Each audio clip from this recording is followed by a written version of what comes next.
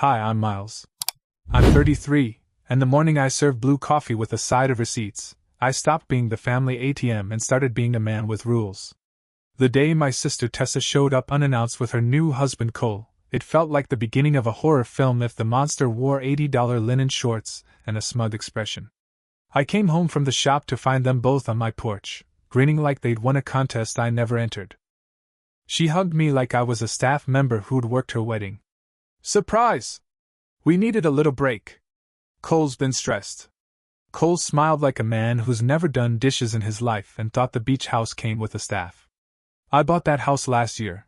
Tiny, 2 bedrooms, porch that smells like coffee and salt air, creaky screen door that reminds me I made it, finally. It wasn't a palace, but it was mine. After years of quietly picking up the pieces of everyone else's messes, it was the first space that didn't ask me for anything except a little paint and patience. They walked in like it was a resort. Tessa dropped her bag and immediately found my guest towels. Cole started poking through drawers like he was inspecting a rental property. We ate takeout. Tessa asked if I could turn the waves down, as a joke, but I swear she half meant it. Then came the kicker. Tessa stood up, stretched like a queen surveying her land, and said, "I want breakfast ready at 6. Cole wakes early and likes everything her way. As the host, that's your job." Her way. Cole didn't even flinch. Just nodded like we'd reviewed the itinerary already. I smiled. "Sure." I said it like it didn't hurt.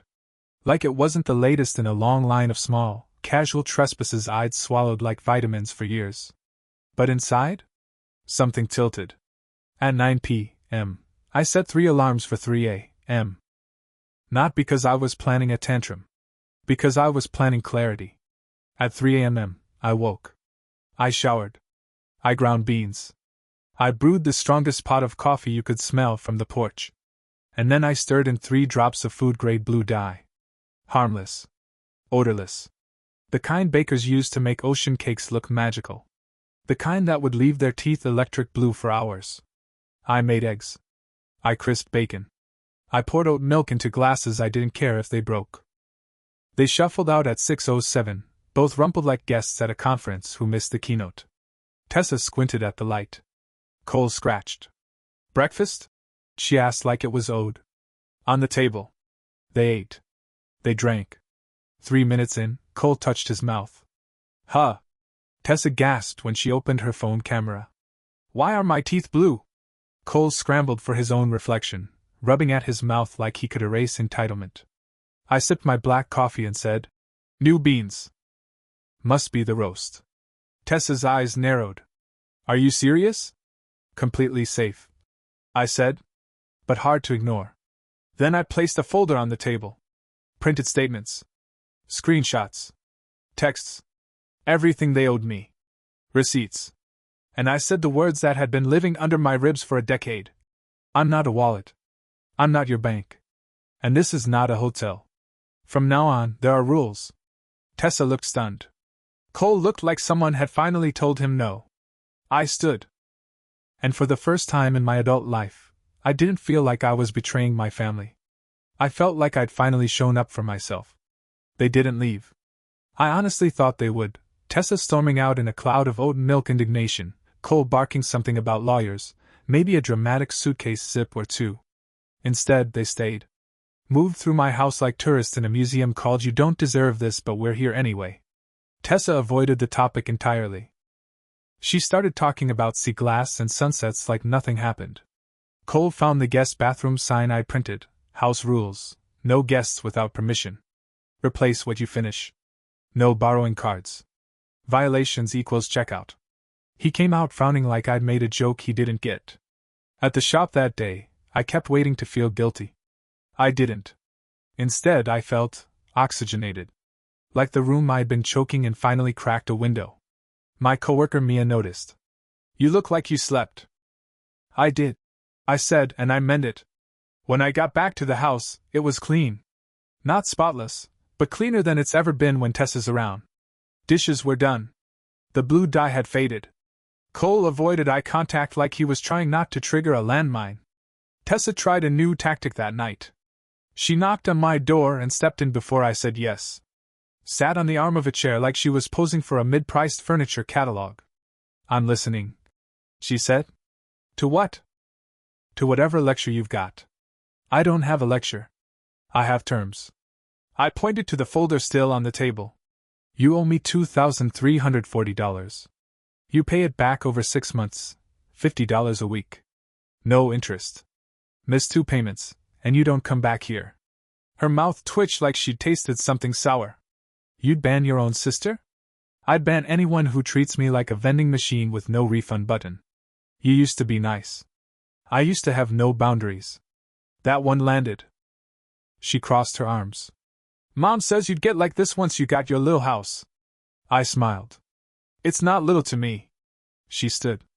Success changes people. Only the ones who were being used. She slammed the door on her way out. I sat down, finished my coffee, and realized something wild. I didn't feel bad. I didn't feel like I'd crossed a line. I felt like I'd found it.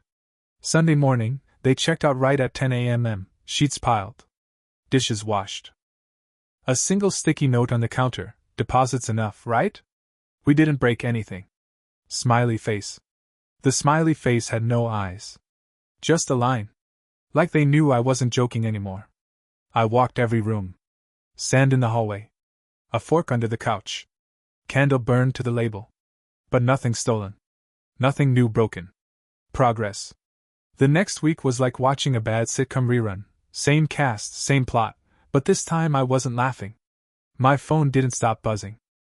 Family group chat, solo texts, voicemails that all carried the same rotten fruit in different wrapping. Mom, you've changed. Dad, boundaries are one thing, but rules? Tessa, just so you know, I'm telling everyone what you did. What I did was serve 2 adults coffee with food dye and ask for the money they promised. What I didn't do. Scream. Slam a door. Ask for blood? I asked for receipts. But in my family, boundaries sound like betrayal. Still, I held. I got up. I went to the shop. I helped a little girl find the right jacket for her cousin's graduation. She spun in front of the mirror and said, I look like a lawyer. I gave her 10% off. That night, I added a password-protected page to the store's website titled House Rules. Only family gets the link. It lists deposits, checkout times, what to expect, and what not to do. I never posted it. I just made it. And it felt like armor. Midweek, the first payment came in. $50 from Tessa. No note. Friday? Nothing. Sunday? Another $50, this time with a single emoji row of grim little faces. It was something.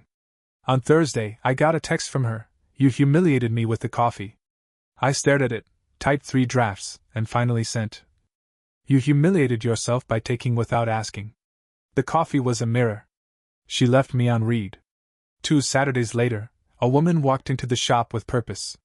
Tall, sharp haircut, precise movements, and a wedding band tan line. Are you Miles? Yes.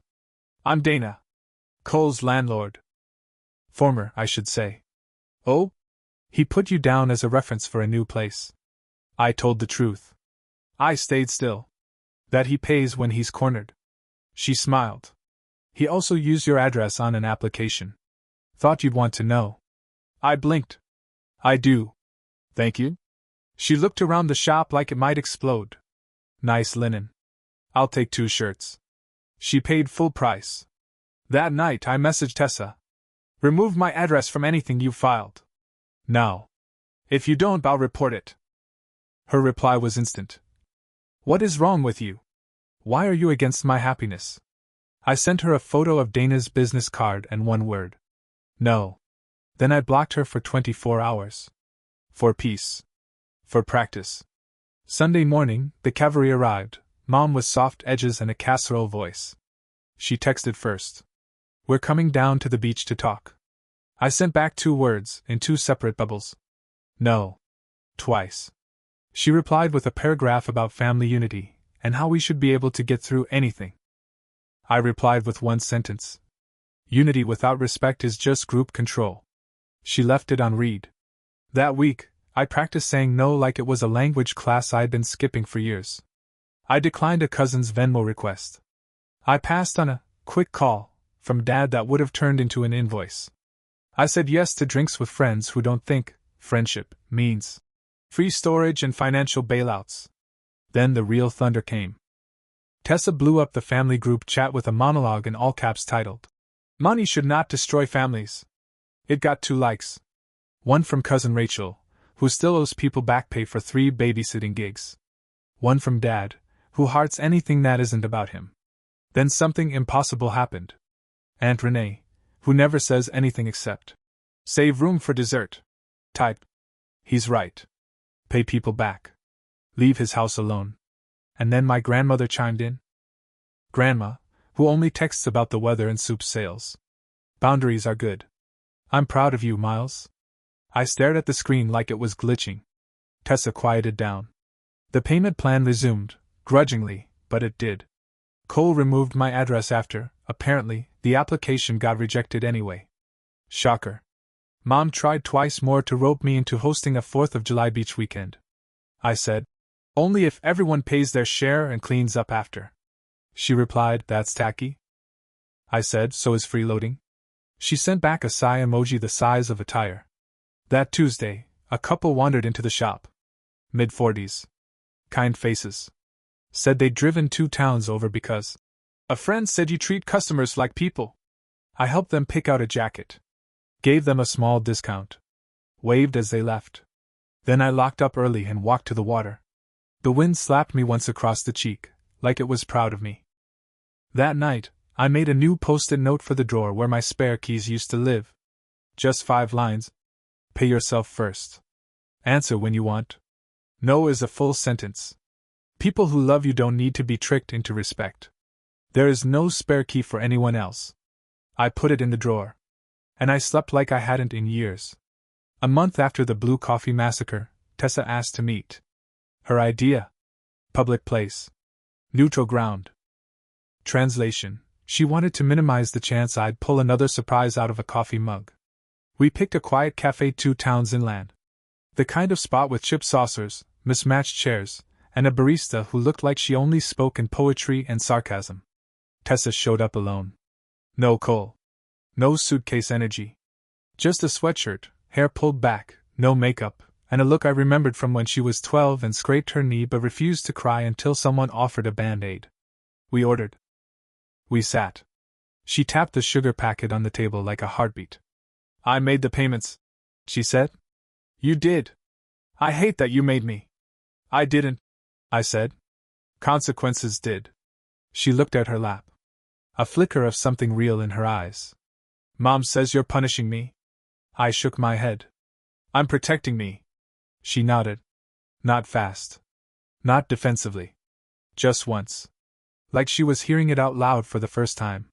"Cole thought the blue coffee thing was hilarious," she said. "Of course he did. Then he moved out." I didn't respond. I didn't flinch. I didn't say I was sorry, because I wasn't. "I paid you," she continued, "because I don't want you to close the door." "You got close," I said. "You didn't knock. You just walked in and started rearranging furniture." "I know," she whispered. "I've been..." She trailed off, searching for a softer word, but landed on the right one. "Awful." I waited. "You've been entitled," I said gently. "Like I'm an inheritance you didn't have to wait for." She winced. Didn't argue. "I want to try to be better."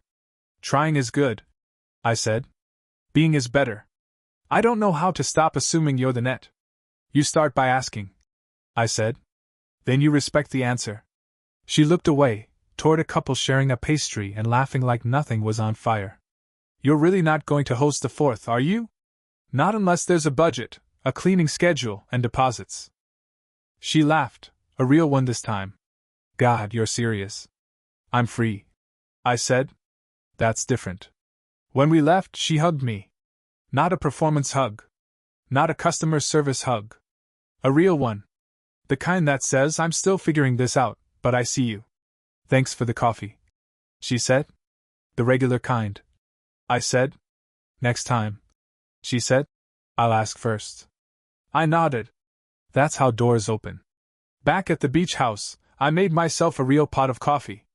No dye. No metaphor.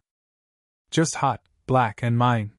Then I wrote a short sticky note and slapped it to the inside of my front door, right where only I see it when I lock up. I am not a wallet. I am not a hotel. I am Miles. I choose who and how. The next day, Mom called. We should do a family weekend down there. It would be healing. Maybe, I said. With rules. She sighed like I'd just asked her to move furniture barefoot. Boundaries, she muttered like it was a food she didn't like the taste of. Yes, I said. My favorite word. At the shop, a regular named Mrs. Alvarez tried on a chambray dress and told me about her granddaughter's piano recital like it was breaking news. I actually smiled. Not because I had to.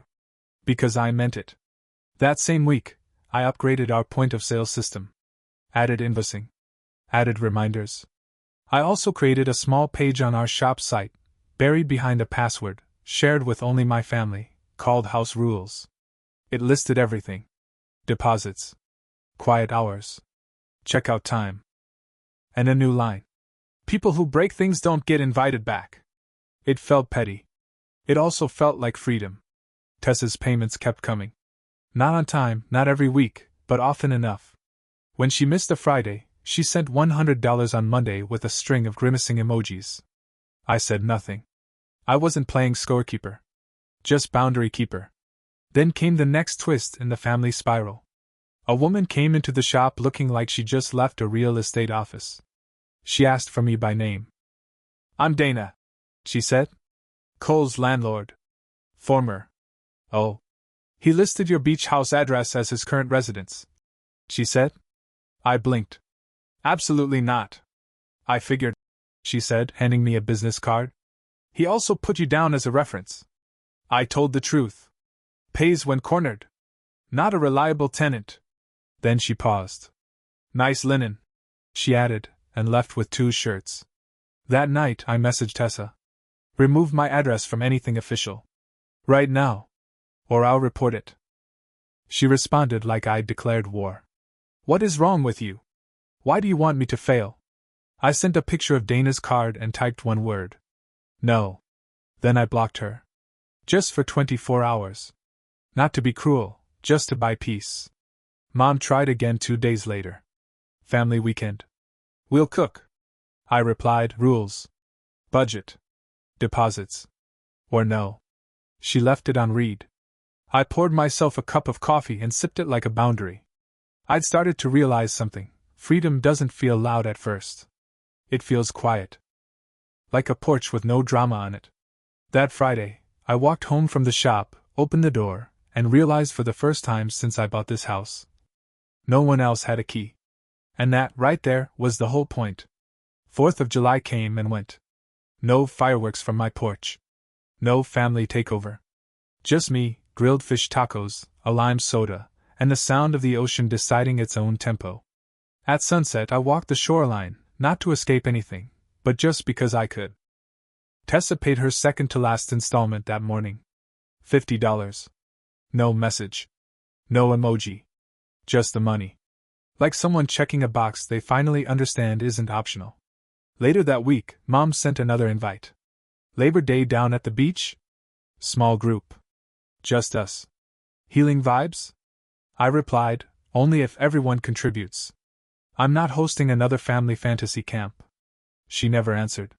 That silence used to wreck me. Now, it felt like when a loud appliance finally powers down. And then came something I didn't expect. My niece. 16. Big eyes, dyed hair, all band t-shirts and dry humor. She sent me a DM. The beach house is really pretty. Grandma looks happy there.